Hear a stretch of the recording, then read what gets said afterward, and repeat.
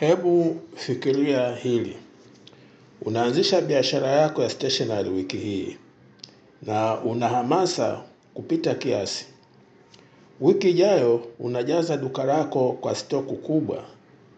Kalamu 5,000, daftari 3,000, labda hata katuni 10 za karatasi za kuprinti. Unaona tayari mamilioni yakimiminika. Lakini miezi 3 baadaye umekwama. Unazitazama hizo stoku, zimetulia kama sanamu.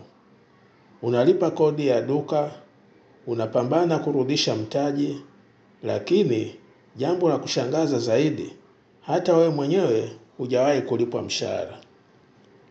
Sasa kwa nini?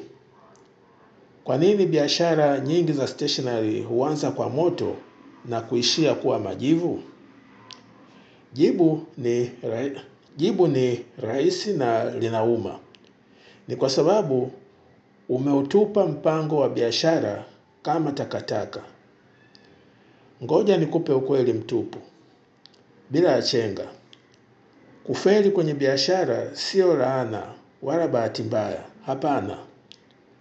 Kufeli kunatokana na makosa 12 hatari ambayo kwa bahati mbaya zaidi ya 90% ya wanaoanzisha biashara stationery huwa wanafanya.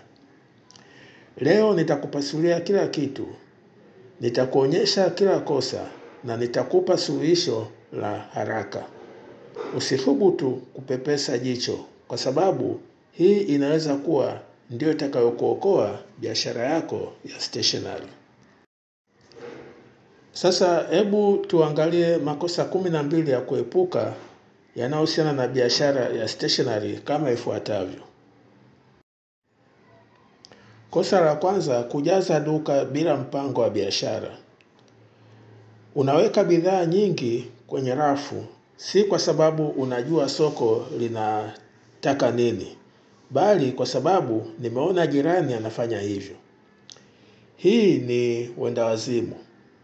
Unanunua vitu kwa sababu vinaonekana vizuri, bila kujua gharama zako, faida unayotaka wala malengo yako. Matokeo yake, unazika pesa zako kwenye stoku ambayo haiuziki, na biashara yako inakosa mwelekeo. Biashara bila mpango au plani ni sawa na kuendesha gari kwa huko ukiwa umefumba macho. Sasa suluhisho ni nini? Chukua karatasi moja tu, andika mpango au plani wa kurasa moja. Lazima uwe na namba halisi. Malengo ya mauzo ya wiki, mwezi na hata mwaka. Bajeti ya kila kitu, kodi, umeme, mshahara na ratiba ya kuagiza stoku kulingana na kile kinachouzika.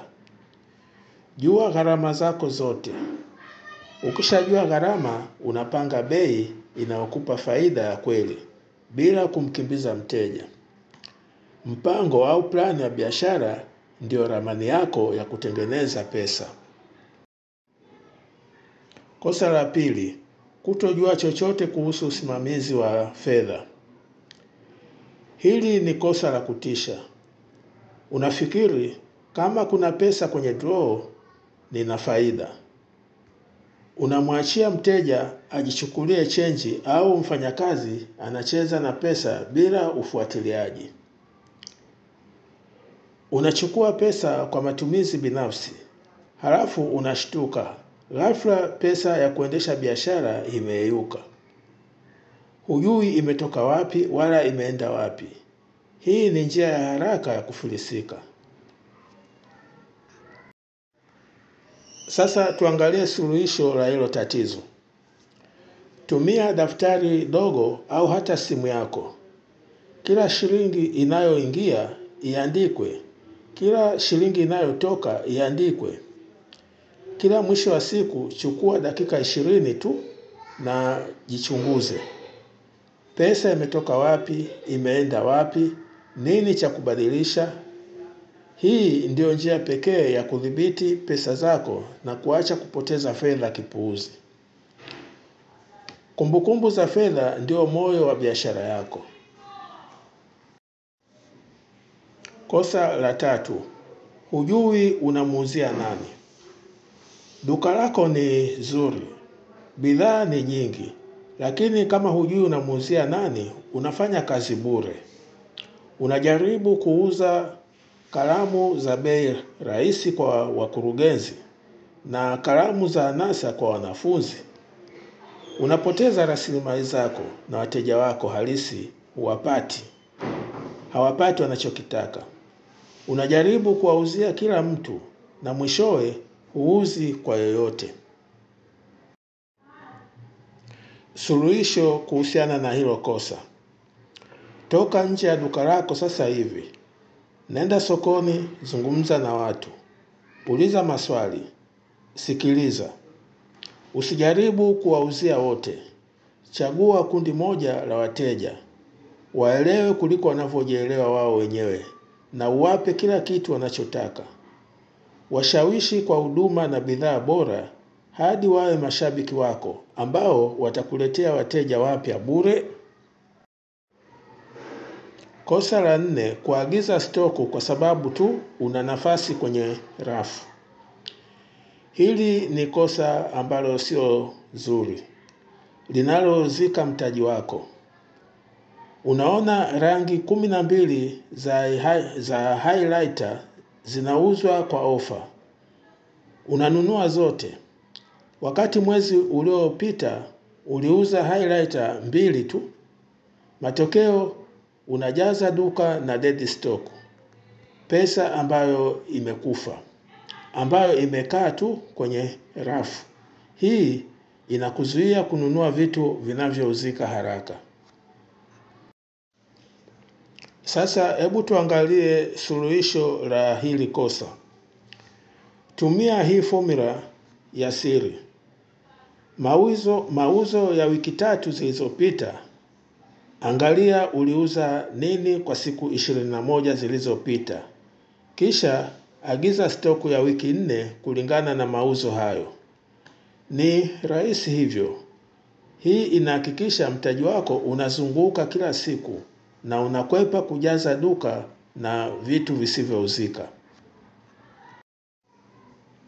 Kosa la 5, unauza bidhaa za hovyo. Unajaribu kununua bidhaa za bei che ili upate faida kubwa. Unanunua karatasi nyepesi kama gazeti, halafu unashangaa mteja analalamika, printer inakwama. Unauza kalamu zinazoishi wino baada ya kuandika sentensi moja. Bei nafuu itamvuta mteja mara moja, lakini ubora duni utamfukuza milele. Sifa mbaya huenea kama moto. Suluhisho la hili tatizo: nunua kutoka kwa wasambazaji wanaoaminika hata kama bei iko juu kidogo. Kumbuka hili: ubora unaleta wateja wa kurudia, na wateja wa kurudia ni dhahabu. Inagharimu mara 5 zaidi kupata mteja mpya kuliko kumhudumia wa zamani. Wape watu vitu vizuri, watakuamini na watarudi na marafiki zao. Kosa la 6, huduma yako kwa wateja ni mbovu. Unamjibu mteja kwa ukali, hizo karatasi hazipo, kisha unaendelea na mambo yako. Unamhudumia mteja na sura iliyokunjamana, kana kwamba amekukosea. Sikia, katika biashara hii huduma kwa wateja ni kila kitu. Huduma mbovu inawafukuza wateja haraka kuliko risasi na hawatarudi tena. Suluhisho la hili tatizo: jifunze maneno 3 ya uchawi: karibu, samahani, asante. Mkaribishe mteja kwa tabasamu. Hata kama huna anachotaka, msaidie kwa moyo wote. Utashangaa kuona huyo mtu akirudi na mteja mwingine na mwingine na mwingine. Fanya duka lako liwe sehemu ambayo watu wanapenda kuja. Kosa la 7, hurudii kujifunza, unarudia makosa. Unaendelea kufanya makosa yale yale kila siku na unashangaa kwa nini biashara haikui. Unarudia ujinga ule ule. Wafanyabiashara wengi wanaogopa kuangalia namba zao na kukubali walipokosea. Kurudia makosa ni tiketi ya moja kwa moja ya kufeli. Suluhisho la hili kosa. Fanya tathmini kila wiki. Kuwa jasusi wa biashara yako mwenyewe. Andika kwenye daftari. Leo nimeuza kalamu 4 tu. Highlighter haijauzika kabisa. Au wateja 5 wameniuliza karatasi za A3 na mimi sina. Baada ya muda utaona mifumo. Data hii ndio itakupa majibu ya nini cha kufanya ili ushinde. Kosa la 8. Hujui washindani wako wanafanya nini. Unakiri, mimi nina duka langu dogo tu. Unasahau kwamba Jumia na Amazon wapo. Na kesho duka la jirani linaweza kuanza kutoa ofa za kichizi. Kuwapuuza washindani wako ni kujiweka kwenye hatari ya kutoweka. Soko halikusubiri. Suluhisho la kosa. Fuatilia mitandao, tembelea maduka ya washindani wako, jua wanafanya nini vizuri na wapi wanakosea. Kisha, toa huduma ndogo ndogo ambazo wao hawawezi kutoa. Toa huduma za kuandikisha tini, piga picha za pasipoti au funga bidhaa zao vizuri. Usishindane kwa bei, shindana kwa ujanja na thamani. Kosa la 9. Huna leseni na vibali halali. Unaanza biashara bila kujiandikisha TRA wala kuwa na leseni. Hili ni kosa kubwa mno.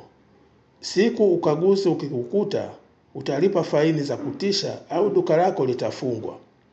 Uhai wote wa biashara yako uko hatarini kwa sababu ya karatasi moja. Suluhisho la kosa. Naenda kapata leseni yako ya biashara na TIN number. Sasa hivi. Usiogope gharama. Fikiria leseni kama ngao. Unailipia mara moja lakini inakulinda dhidi ya maafa. Kuwa halali kunakupa amani ya akili ili uweze kuzingatia kukuza biashara yako bila hofu. Kosa la 10. Unapanga bei kipuuzi. Unauza kalamu kwa shilingi 500. Umesahau gharama ya usafiri, kodi ya serikali, kodi ya duka na mishahara. Unaweka bei kwa kuangalia jirani bila kujua gharama zako halisi. Matokeo yake unafanya biashara kwa hasara na unaweza kuwa unajilipa ili ufanye kazi. Suluhisho la kosa. Hii hapa formula ya kupata faida. Piga hesabu ya gharama zako zote kwa kila bidhaa. Bei ya kununua, usafiri na kodi. Baada ya kupata gharama halisi, ongeza faida yako, labda 30% hadi 35%. Hiyo ndio bei yako ya ushindi. Wateja watalipa zaidi kidogo kwa bidhaa bora na huduma za uhakika. Kosa la 12. Duka lako ni la kale, halina ubunifu. Unaamka, unauza karatasi na kalamu, unafunga. Kila siku. Huna thamani yoyote ya ziada. Katika dunia ya leo, duka la stationery haliwezi kuuza bidhaa za kawaida tu. Wateja wanataka urahisi. Kukosa ubunifu ni kupoteza pesa. Suluhisho la hilo tatizo. Badilisha duka lako liwe kituo cha huduma. Toa huduma za kuweka tini, piga picha za pasipoti, fanya binding na lamination, andika CV au lipia bili. Huduma hizi zinaleta watu dukani kwako na wakiwa wapo watanunua na vitu vingine. Geuza duka lako kuwa one stop shop na utazame mapato yakiongezeka maradufu. Kosa la 12. Huna mfumo wa kufuatilia mauzo na madeni. Unatumia kumbukumbu za kichwa kufuatilia nani anadaiwa. Hili ni janga. Unasahau, unapoteza pesa na unagombana na wateja. Hujui hali halisi ya fedha ya biashara yako. Unashindwa kupanga jinsi ya kununua stoku mpya. Suluhisho la tatizo. Tumia karatasi za mauzo zenye duplicate ili kila mtu abaki na nakala yake. Au tumia simu yako. Play Store imejaa programu za bure za kufuatilia mauzo na madeni. Hakuna kisingizio. Mfumo mzuri utakupa uwazi na utaokoa biashara yako kutokana na hasara zisizo na maana. Sasa ni hitimisho la hii video. Haya ndio makosa 12 yanayoua biashara yako taratibu. Ukiepuka kosa moja umeokoa pesa. Ukiepuka makosa yote unakaribia kuwa tajiri. Sasa, swali langu kwako ni hili. Nakupa changamoto. Ni kosa gani kati ya haya unalifanya sasa hivi? Andika kwenye maoni hapo chini. Na mimi mwenyewe nitakujibu na suluhisho la haraka kwa changamoto yako. Usiogope. Huu ndio mwanzo wa ushindi. Na kama unataka kubadilisha biashara yako milele, bonyeza subscribe button na piga hicho kikengele, kwa sababu kila video mpya itakuwa na maarifa ya kukutajirisha. Asante sana kwa muda wako.